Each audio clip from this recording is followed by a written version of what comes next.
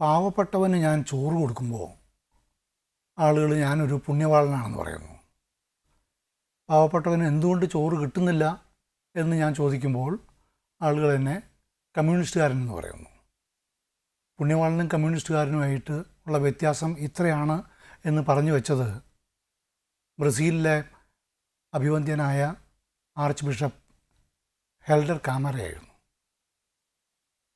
കാമറയായിരുന്നു പിന്നീട് നമ്മൾ വിമോചന ദൈവശാസ്ത്രം എന്ന പേരിൽ അറിഞ്ഞ പ്രസ്ഥാനത്തിൻ്റെ ഗുരു, സ്ഥാപകൻ, പ്രചോദനം. കാമറയ്ക്ക് ഒരുപക്ഷെ കഴിഞ്ഞ മാർപ്പാപ്പയുടെ ആരോഹണത്തോടുകൂടി അല്പം പ്രാധാന്യം എങ്ങനെയോ കുറഞ്ഞുപോയി. അതിനെക്കുറിച്ച് നമുക്ക് ഇന്നത്തെ അതിഥിയോട് ചോദിക്കാം. ഇന്നത്തെ അതിഥി ആർച്ച് ബിഷപ്പ് കാമറയുടെ നേതൃത്വത്തിൽ പ്രചോദനത്തിലുണ്ടായ ലിബറേഷൻ തിയോളജിയുടെ കേരളത്തിലെ ആദ്യത്തെ പ്രയോക്താവാണ്. ഞാൻ പറയുന്നത് ശരിയാണോ? എനിക്കറിയാൻ പാടില്ല. വളരെയധികം ആളുകൾക്ക് പ്രചോദനം കിട്ടിയിട്ടുണ്ട്. ഞാനായിരിക്കണമെന്നില്ല. ഞാനറിയുന്ന ഫാദർ തോമസ് കോച്ചേരി കേരളത്തിൽ എല്ലായിടത്തും, പ്രത്യേകിച്ച് തിരുവിതാംകൂറിലെ കടലോരത്തൊരു തീപ്പൊരിയായിട്ട് വന്നതും മീൻപിടുത്തക്കാരെ മുഴുവൻ സംഘടിപ്പിച്ചതും അവർക്ക് നീതി കിട്ടുന്നില്ല എന്ന് പറഞ്ഞ് ബഹളമുണ്ടാക്കിയതും ഒരുപക്ഷെ ആ പ്രസ്ഥാനത്തിൻ്റെ തുടക്കമായിരുന്നില്ലേ? വേണമെങ്കിൽ പറയാം. എങ്ങനെയാണ് ഈ മീൻപിടുത്തക്കാരെ സംഘടിപ്പിക്കാനുള്ള തീരുമാനം ഉണ്ടായത്? ഞാൻ 1970 ആദ്യവും അല്ലേ? 1971 ആണ് വൈദികനാകുന്നത്. അത് കഴിഞ്ഞിട്ടാണ് ഞാൻ പൂത്തറ എന്ന് പറയുന്ന ഗ്രാമത്തിൽ വരുന്നത്. അഞ്ചുതെങ്ങിനടുത്ത് തിരുവനന്തപുരത്ത് 7 വർഷം അവിടുത്തെ വികാരിയായിരുന്നു. പക്ഷേ 7 വർഷവും മത്സ്യബന്ധനം നടത്തിയാണ് ഉപജീവനം നടത്തിയത്. സ്വയം? അതെ. ഞങ്ങൾക്ക് വേറെ 2 അച്ഛന്മാരും കൂടെ ഉണ്ടായിരുന്നു, ഫാദർ ജെയിംസും ഫാദർ മാത്യു. ഞങ്ങൾ 2 പേര് ഒരു കമ്പവലിക്ക് പോകും. അതിൽ നിന്ന് 2 പേർക്ക് ഷെയർ അതിനകത്തുണ്ട്. ഒരാൾ പള്ളിയിലെ കാര്യങ്ങളും നോക്കും, ബാക്കിയുള്ള കാര്യങ്ങളും നോക്കും. ആ 7 വർഷത്തിൻ്റെ ഒരു പശ്ചാത്തലത്തിലാണ് സംഘടിപ്പിക്കുക എന്നുള്ള ആ യാഥാർത്ഥ്യത്തിലേക്ക് വന്നു. എന്തായിരുന്നു അവരുടെ പരാധീനത മീൻപിടുത്തക്കാരുടെ? ഏറ്റവും വലിയ ചൂഷണത്തിന് വിധേയരാണ് അവർ.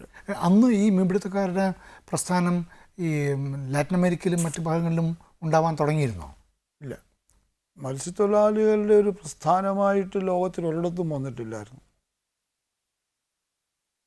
ഇവിടെ തിരുവനന്തപുരത്തു നിന്ന് മാത്രമല്ല, കേരളത്തിലും പല സ്ഥലങ്ങളും സംഘടിപ്പിക്കാനുള്ള പല ശ്രമങ്ങളും നടന്നിട്ടുണ്ട്. വൈദികർ, അധ്യാപകർ, അങ്ങനെ പലരും. അത് എല്ലാ തലങ്ങളിലും നടന്നിട്ടുണ്ട്. ധീവരന്മാരുടെ ഇടയിലും മുസ്ലിമുകളുടെ ഇടയിലും ക്രിസ്ത്യാനികളുടെ ഇടയിലും ഒരുപോലെ സംഘടനാ പ്രവർത്തനം വന്നിരുന്നു. അതിന് അവിടുത്തെ അധ്യാപകർ, വൈദികർ, അങ്ങനെ പല കാരണങ്ങൾ അതിനകത്തുണ്ട്. ഇവർക്ക് വള്ളങ്ങൾ കൊടുത്തു, ഈ കൊടുക്കാത്ത വള്ളങ്ങൾ കൊടുത്തു എന്ന ഒരു കഥയുണ്ടാക്കിയതിനെ പൊളിച്ചുകൊണ്ടല്ലേ ഇത് തുടങ്ങിയത്? ബോട്ട്, ഈ യന്ത്രവൽകൃത ബോട്ട്, ട്രോളിംഗ് ബോട്ടുകൾ വിതരണം ചെയ്തു. 45 ബോട്ട്. അത് 1 ലക്ഷമായിരുന്നു അതിൻ്റെ വിലയെങ്കിൽ 2 ലക്ഷം ആക്കും. എന്നിട്ട് ഇതൊരു ഹൈപ്പോത്തിക്കേഷനിലാണ് ഇവർക്ക് കൊടുക്കുന്നത്. ഓരോ ഗ്രൂപ്പ്, അത് ഓരോ സംഘങ്ങളുടെ, സഹകരണ സംഘങ്ങളുടെയും പശ്ചാത്തലത്തിലാണ് കൊടുത്തുകൊണ്ടിരുന്നത്. അങ്ങനെ മത്സ്യത്തൊഴിലാളികളെ രക്ഷപ്പെടുത്താൻ വേണ്ടിയുള്ള ഒരു വലിയ പദ്ധതിയാണിത്. അപ്പോൾ 45 ബോട്ടുകൾ വിതരണം ചെയ്യുക. അത് 5 ഗ്രൂപ്പ്, 5 പേരുള്ള ഓരോ ഗ്രൂപ്പിനും കിട്ടുക. അത് ഓരോ സഹകരണ സംഘങ്ങളിലായിരിക്കും. അതിനെക്കുറിച്ച് മത്സ്യം പിടിക്കുന്നത് അവിടെ കൊണ്ട് കൊടുക്കണം, ഡീസൽ വിതരണം, അതിലൂടെ തിരിച്ച് പൈസ അടയ്ക്കുക. ഇതായിരുന്നു ലക്ഷ്യം. ഒരു ഫ്രോഡായിരുന്നു മൊത്തം. ഞാൻ പറഞ്ഞില്ല, 1 ലക്ഷം വിലയായിരുന്നെങ്കിൽ 2 ലക്ഷം ഇട്ടാണ് കൊടുക്കുന്നതെന്ന്. അപ്പോൾ 2 ലക്ഷം ഇവർ തിരിച്ചടയ്ക്കണ്ടേ? അപ്പോൾ ഇവർക്ക് ഒരിക്കലും 2 ലക്ഷം അന്നത്തെ മൂല്യത്തിലാണ്. ഇന്നത് 20 ലക്ഷമൊക്കെയാണ്. അപ്പം 75-ലാണ് ഇത്. അപ്പോൾ അടിയന്തരാവസ്ഥ സമയത്താണിത്. നടക്കുന്നത്. അപ്പം പിന്നെ കോഴ കൊടുത്തെന്നോ കള്ളത്തിലോ ഒന്നും കൊടുക്കുന്നൊന്നും പറയാൻ പറ്റില്ല. അപ്പം എന്താ സംഭവിച്ചത്? മന്ത്രിമാർ ഇടപെട്ടിട്ടുണ്ടായിരുന്നു, ബ്യൂറോക്രാറ്റ്സ് ഇടപെട്ടിട്ടുണ്ട്. ആരൊക്കെയായിരുന്നു അത്? മന്ത്രിമാര്? അന്ന് ഒക്കെ കുട്ടി നഹയായിരുന്നു അന്നത്തെ ഫിഷറീസ് മന്ത്രി.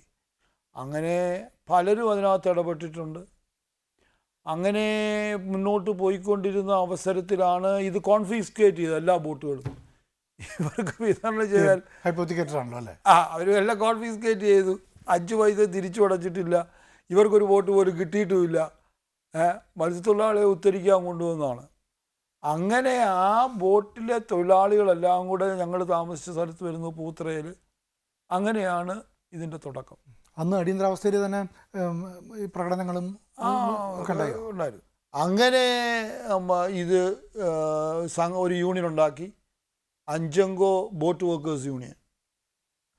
അങ്ങനെ അത് ഈ കോൺഫിസ്കേഷൻ നടത്തിയത് തിരിച്ചു കൊടുക്കണം എന്നും പറഞ്ഞുള്ളതായിരുന്നു ഡിമാൻഡ്. എന്നിട്ട് ഞാൻ ഫാസ്റ്റ് ആൻഡ് ഡെത്ത് എന്നും പറഞ്ഞ് ആദ്യമായിട്ട് ഡിക്ലെയർ ചെയ്തു. അങ്ങനെ ഔക്കാദ് കുട്ടി നഹ മന്ത്രി ഉടനെ തന്നെ വിളിച്ച് സമരം നടക്കുന്നതിന് മുമ്പേ ഒത്തുതീർപ്പാക്കി, ബോട്ടുകളെല്ലാം തിരിച്ചു കൊടുത്തു. അതുപോലെ തന്നെ വിജയം. അതുപോലെ തന്നെ എൻക്വയറിയും വെച്ചു. അങ്ങനെ എൻക്വയറിയിലൂടെ കൊള്ളക്കാരെ മുഴുവൻ പുറത്തു കൊണ്ടുവന്നു. അപ്പോൾ അതായിരുന്നു മത്സ്യത്തൊഴിലാളിയുടെ ആദ്യത്തെ വിജയം എന്ന് പറയുന്നത്. അതിലൂടെയാണ് ബാക്കിയുള്ള സംഘാടനം തുടങ്ങുന്നത്. ഈ പ്രധാനമായിട്ടും മത്സ്യത്തൊഴിലാളികളുടെ അന്നത്തെ ഇന്നത്തെ പ്രശ്നം എന്താണ്? ഇന്നത്തെ എന്ന് പറയുമ്പോൾ ഞാൻ പറഞ്ഞത് നേരത്തെ തന്നെ പറഞ്ഞത്, അതായത് ആദ്യമേ തന്നെ ഇവരുടെ ചൂഷണം തുടങ്ങുന്നത് തന്നെ കച്ചവടക്കാരാണ്. കച്ചവടക്കാരാണ് ചൂഷണത്തിന് തുടക്കം.